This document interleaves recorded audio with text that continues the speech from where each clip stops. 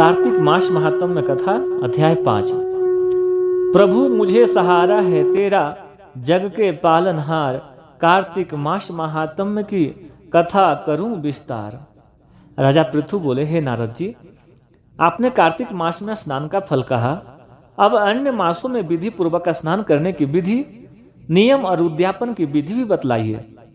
देवऋषि नारद ने कहा, हे राजन, आप भगवान विष्णु के अंश से उत्पन्न हुए हैं, अतः यह बात आपको ज्ञात ही है।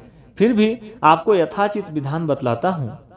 आश्विन मास में शुक्ल पक्ष की एकादशी तिथि से कार्तिक के व्रत करने चाहिए।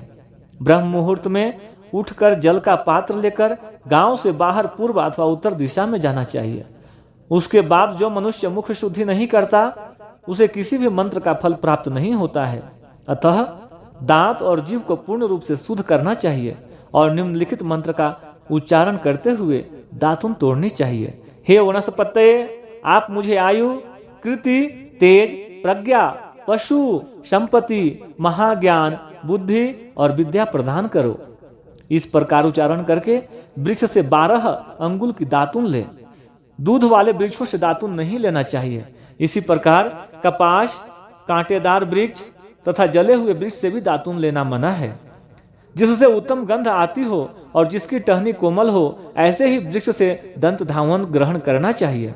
प्रतिपदा, अमावस्या, नवमी, छठी, रविवार को चंद्र तथा सूर्य ग्रहण में दातुन करना मना है।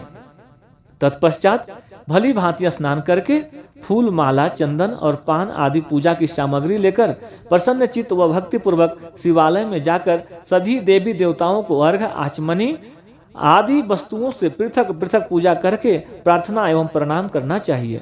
फिर भक्तों के स्वर में स्वर मिलाकर श्री हरि का कीर्तन करना चाहिए। मंदिर में जो गायक भगवान श्री हरि का कीर्तन करने आए हों, उनका माला, चंदन, तांबुल आदि से पूजन करना चाहिए, क्योंकि दिवालयों में भगवान विष्णु की अपनी तपस्या, योग और दान द्वारा प्रसन्न करते थे। परंतु कलयुग में भगवत गुणगान को ही भगवान श्री हरि को प्रसन्न करने का एकमात्र साधन माना गया है। नारद जी राजा पृथु से बोले, हे राजन, एक बार मैंने भगवान से पूछा है कि हे प्रभु, आप सबसे अधिक कहाँ निवास करते हैं? इसका उत्तर देते हुए भगवान ने कहा, हे नारद, मैं वैकुंठ या योगियों के हृदय में ही निवास नहीं करता, अपितु जहाँ मेरे भक्त मेरा कीर्तन करते हैं, मैं वहाँ अवश्य निवास करता हूँ। जो मनुष्य चंदन माला आदि से मेरे भक्तों का पूजन करते हैं, उनसे मेरी ऐसी प्रीति होती है जैसे कि मेरे पूजन से भी नहीं हो सकती। नारद जी ने फिर कहा, शिरीष, धतूरा, गिरजा, चमेली, केसर, कंदार और कटहल के फूलों व चावल से भगवान विष्णु की पूजा नहीं करनी चाहिए।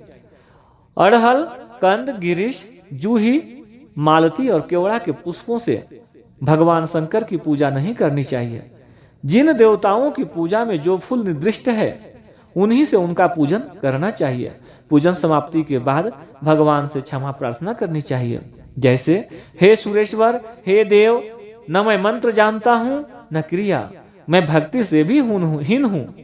मैंने जो कुछ भी आपकी पूजा की है उसे पूरा करें।